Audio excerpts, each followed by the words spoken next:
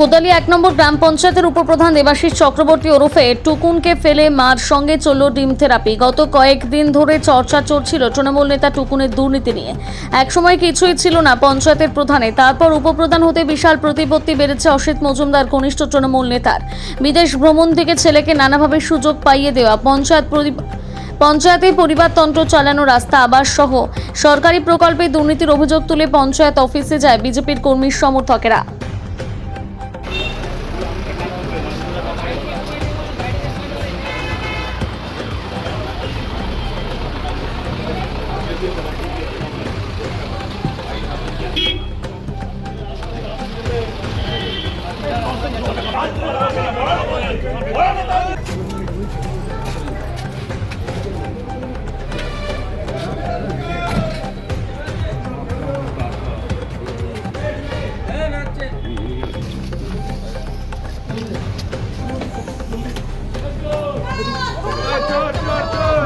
কি করবে আপনারা করবে আপনারা করবে আমি কে আপনি কে তাহলে আবার কি আপনি যান আমাদের মানিকওয়ালা কন্ট্রাক্টর যে কলের কাজ করেছে রোড কন্ট্রাক্টর।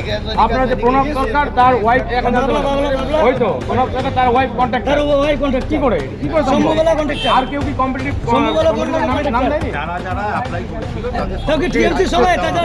করেছিল বলতেই পারে মানে আপনাদের দলের লোক সব। তারপরে এই তোমার পঞ্চায়েত এলাকায় এতগুলো বেআইনি বিল্ডিং কি করে ফ্ল্যাটগুলো তৈরি হলো? সব কটা বেআইনি ফ্ল্যাট, সব কটা বেআইনি, কোনোটা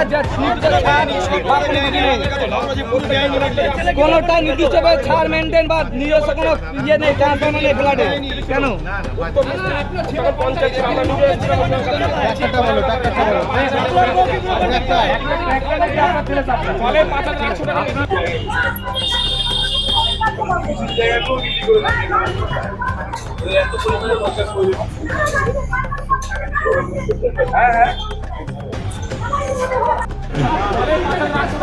নোংরা নিয়ে দুর্নীতি, বিল্ডিং নিয়ে দুর্নীতি।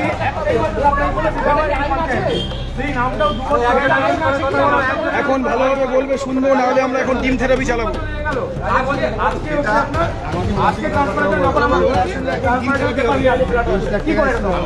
ওপেন ডিমের মামলা করা হবে। আমাদের দেখে নেবে। দেখো আমি কি বলছি, অফিসের কিছু পেপার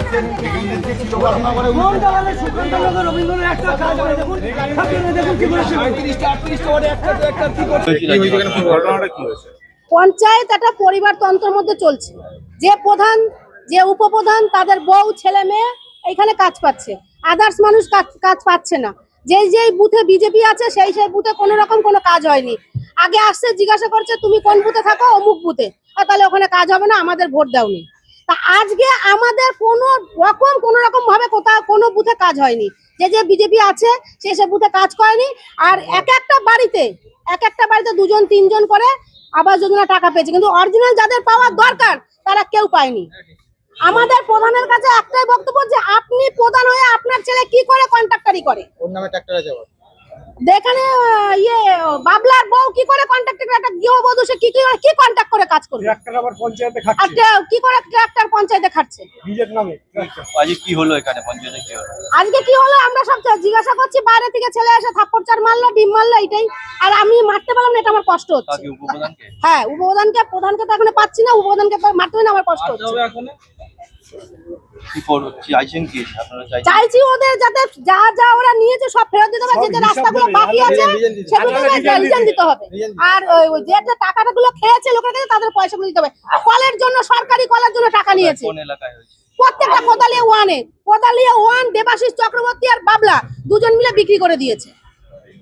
বাবলা আস্তে আস্তে কেটে পড়লো, কথা বলতে কেটে পড়লো, মালটা প্রধান কেটে কাটতে পারিনি, তার আগেই ছেলে পান এসে থাপ্পড় চান মেরেছে। রবীন্দ্রনগরে মাছ বাজার, কিন্তু আমি মারতে পারিনি, এটা আমার দুঃখ।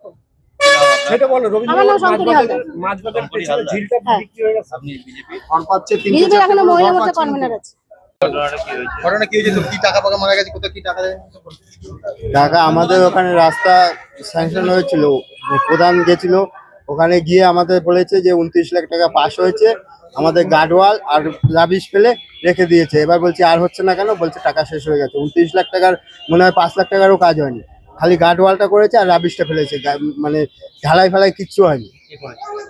এই আমাদের টুটুন চক্রবর্তী উপপ্রধান, ও তখন প্রধান ছিল, তখন না এই কয়দিন আগে, তখন প্রধান চলে গেছিল উপপ্রধান হিসাবে, আর প্রধানও গেছিল, গিয়ে ওখানে মিটিং করে সবাইকে বলে এসছে 29 লাখ টাকা পাস হয়েছে, এমনকি অসিত মজুমদার এমএলএও এসেছিল। তারপরে আর রাস্তাই হচ্ছে না। আজকে না, গত প্রায় 7-8 বার আসা হয়ে গেছে, বলছি যে কি হচ্ছে, রাস্তাটা করার ব্যবস্থা করুন। আমাদের বাচ্চা কাচ্চা মানে এই এখন যাবেন, আমাদের রাস্তায় পুরো জল ভর্তি, বাচ্চারা স্কুলে যাবে, স্কুলে যেতে পারে না, পড়াশোনা মানে পড়তে যাবে তাতে অসুবিধে, মেয়ে ছেলেরা বাইরে বেরোতে পারে না, রাস্তায় তো পুরো এত অব্দি জল, আটু অব্দি। পঞ্চায়েতে, হ্যাঁ, আগেও 7-8 বার এসে বলে গেছি, কথাই শুনছে না কোনোভাবে, বলছে টাকা শেষ হয়ে গেছে। তো 29 লাখ টাকা কোথায় শেষ হয়েছে হিসাব দাও। আমরা জিজ্ঞেস করলাম যে টাকাটা কোথায় গেল, ওরা অডিট হিসাব দিতে পারছে না।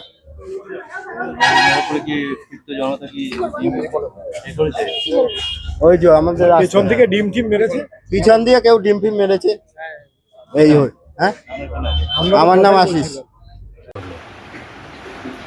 দাদা আমি বাড়িতে ছিলাম, এখানে আমার ছেলে এবং আরেকজন কন্ট্রাক্টর এসেছিল, ওদেরই বিল অনেকদিন ধরে আটকে আছে, তার খোঁজ নিতে।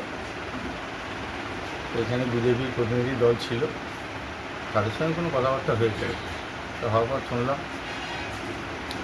যে এখানে ওদেরকে আটকে রেখেছে। তো আমি ফোন করলাম ওদের, তো ওরা বলে দাদা প্রধান নেই উপপ্রধান নেই, আপনি তাহলে পারলে আজকে আসুন।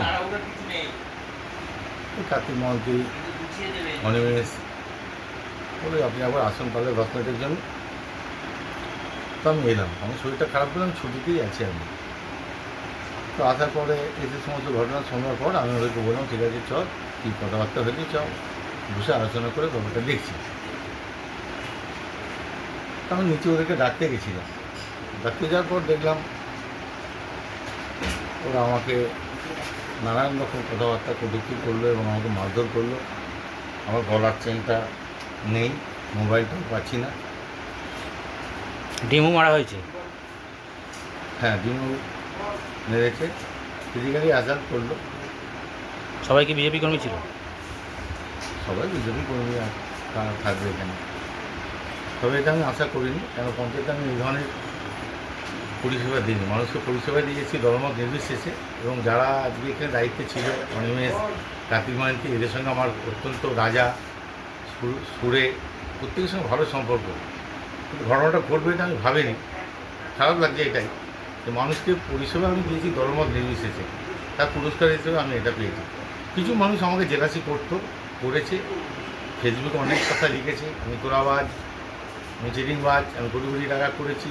এটা যারা আমাকে জেলাসি করে তারা এই সমস্ত লিখেছে। আমিও তাদের এগেন্সে কেস করেছি, কিন্তু ঘটনা হচ্ছে যে এই ফিজিক্যালি আসারটা আমি আশা করিনি কখনো, কারণ এটা আমার কপালে হলো, এটাই খারাপ লাগে। আমি এইভাবে মানুষের সঙ্গে মেলামেশা করিনি। ঠিক আছে, কি নিয়ে ঝামেলাটার সূত্রপাত? ঝামেলার সূত্রপাত হচ্ছে দুর্নীতি। প্রতিটা এলাকায় আজকে আমরা আমাদের পঞ্চায়েত পঞ্চায়েতে নির্মাণ সহায়কের কাছে আমরা একটা জানতে গেছিলাম যে এলাকার ওনারা একটা লিস্ট দিয়েছে, কাজের লিস্ট, সেই কাজে দেখা যাচ্ছে 8 লক্ষ টাকার কাজ দিয়েছে, তাতে যে পরিমাণে কাজ সেই পরিমাণে কাজ হয়নি, অর্ধেক কাজ করে কন্ট্রাক্টর পালিয়ে গেছে। এইসব নিয়ে আমরা যখন জানতে গেছিলাম তখন আমরা জানতে পারি একটা ট্র্যাক্টর, যেটা আপনাদের 2024 সালে পঞ্চায়েত নিজস্ব 15 ফাইন্যান্স থেকে কিনেছিল, সেই ফান্ডে কেনার ফলে কিন্তু যখন আমরা খোঁজ করলাম সেই ট্র্যাক্টরটা কই, সেই ট্র্যাক্টরটা পঞ্চায়েতের নামে এখন আমরা দেখতে পেলাম না। যখন দেখতে পেলাম না তখন যখন আমরা খোঁজনি, তখন থেকে উপপ্রধানের ছেলের কোম্পানির নামে ট্র্যাক্টর, কিন্তু এদিকে 2024 সালে আপনার 8 লক্ষ 73 প্রায় 9 লক্ষ টাকা পড়ে গেছে, সরকারি টাকা চলে গেছে। সেই হিসাবে আমরা এনএসএকে জানতে চাইছিলাম যে আপনি তো এখানে সই করেছিলেন, তাহলে আপনি কি করে টাকা দিয়ে দিলেন কিন্তু ট্র্যাক্টর নেই কেন? তো উনি বললো যে ট্র্যাক্টর নাম ট্রান্সফার করছে না। আমরা যখন ওনার কাছে জোর জবরদস্তি করি, ওনার কাছে আমরা একটা অডিট রিপোর্ট পাই, অডিট রিপোর্টে পরিষ্কার লেখা আছে যে কোম্পানি ট্র্যাক্টরটা সাপ্লাই করছে সেই কোম্পানির ট্র্যাক্টর সাপ্লাই করার অধিকার নেই, কারণ নেই, ওনার ক্রেডেনশিয়াল নেই, সেটা উনি পরিষ্কার অডিটে লেখা আছে। তখন আমরা এনএসকে ধরি যে এটা যখন ক্রেডেনশিয়াল নেই তাহলে আপনি সই করলেন কি করে? ঠিক সেই সময় যে ব্যক্তি ট্র্যাক্টরটা ওখানে দিয়েছিলেন উনি এসে আমাদেরকে হুমকি দিতে থাকে, আপনারা জিজ্ঞাসা কে, আপনারা যদি এখানে না বেরিয়ে যান আপনাদেরকে দেখে নেবো, জানে দেখে নেবো। এটার কথার মানে কি?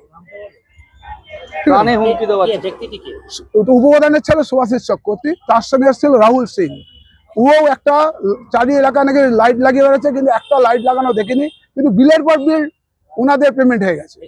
সুভাষের নামে কি ইয়ে রয়েছে? ট্র্যাক্টরটা সুভাষের নামে আছে। তাহলে 2024 সালে পঞ্চায়েত 15 ফাইন্যান্স থেকে পেমেন্ট দিল, আজকে 2026 সাল, 2 বছর, দীর্ঘ 2 বছর ধরে, প্লাস এই 2 বছরের মধ্যে ট্র্যাক্টর রিপেয়ারের জন্য 1.5 থেকে 2 লাখ টাকা বিল হয়েছে। যদি আমাদের প্রশ্ন হচ্ছে এটাই, যদি ট্র্যাক্টর ওই কোম্পানির নামে, তাহলে পঞ্চায়েত তাহলে এই সার্ভিসের জন্য টাকা দিচ্ছে কেন? তাহলে এটা নিশ্চয়ই দুর্নীতি হয়েছে। এইটাই আমরা জিজ্ঞাসা করতে যাওয়ার জন্য সুভাষিস চক্রবর্তী এসে আমাদেরকে হুমকি দেয় প্রাণী মারা। আমরা ওখান থেকে বেরিয়ে যাই, এই কথা চাউড়াতে এলাকার লোক ওখানে ঘেরাও করে বিক্ষোভ থাকে। উপপ্রধান কি তখন প্রধান দিয়েছিল? উপপ্রধান আমাদের ফোন করেছিল যে এরা বললাম যে দেখো তোমার ছেলে সবকে হুমকি দিচ্ছে, আমাদের তো কিছু করার নেই। তখন যখন পাবলিক গেছে তখন উপপ্রধান বললো তাহলে আমার ছেলেকে বাঁচাতে হবে, তাই আমি ওখানটায় যাচ্ছি। উপপ্রধানের সাথে পঞ্চায়েতে তখন কথাবার্তা হচ্ছিল কোথায়? গেটের সামনে পঞ্চায়েতে। আমরা যাই না, আমরা ওখান থেকে বেরিয়ে গেছি, আমরা দেখিনি। তাহলে এই ডিম ছোড়া বা তাকে মারধরটা কারা করবে? দেখুন, মানুষের রোজ তো প্রচুর আছে। উনি জলের টাকা, গরিব মানুষের টোটো চালিয়ে খায়, তারা 200 টাকা 300 টাকা সারাদিন রোজগার করে, তাদের কাছে 20-25 হাজার টাকা আবাসের টাকা, ছেলেকে 80% টেন্ডার দিয়ে দেওয়ার টাকা। আপনি বলুন তো, একটা পঞ্চায়েতে উপপ্রধানের ছেলে কিভাবে একটা পঞ্চায়েতে 80% টেন্ডার পেতে পারে? এটা কোন সরকারি নিয়মে লেখা আছে? সেটা তো লেখা নেই। তাহলে উনি দুর্নীতি করে, উনি প্রাক্তন এমএলএ প্রভাব খাটিয়ে প্রত্যেকটা মানুষকে ধুমকি দিয়ে, এমনকি ওদের পঞ্চায়েত মেম্বাররা আমাদের কাছে যেতে বলছে দাদা আমরা কি করব, আমাদেরকে ভয় দেখিয়ে রেখে দিত, শুধু আমরা যেটুকু মাসের স্যালারি যেটুকু ছিল সেটাই আমাদের কাছে ছিল, নাহলে পুরো টাকাটা উপপ্রধান খেয়ে দিচ্ছিল। কি না আপনার? অজয় মহান্তি। হচ্ছে আর যে ঘর পাওয়ার না সে 3বার 4বার করে পাচ্ছে, আর যে ব্যক্তি পাওয়ার সে 1 টাকাও পাচ্ছে না। এটা আপনাদের দেখতে হবে। আর টাকা পয়সা দেবে কি করে? আগে দিয়েই তো খাওয়ার জন্য বসে রয়েছে। এই কারণে কি পঞ্চায়েতে এসে বিক্ষোভ করলেন? হ্যাঁ, ওই জন্য আসা আমাদের। আজ পঞ্চায়েত উপপ্রধানকে তো ডিম মারা হয়েছে। আমরা এই খবর পেয়ে এলাম, আমরা জানি না অতটা। কি চাইবেন আপনারা? আমরা চাই এর উচিত শিক্ষাও। কি নাম আপনার? লঙ্কেশ্বর সরকার। আনন্দ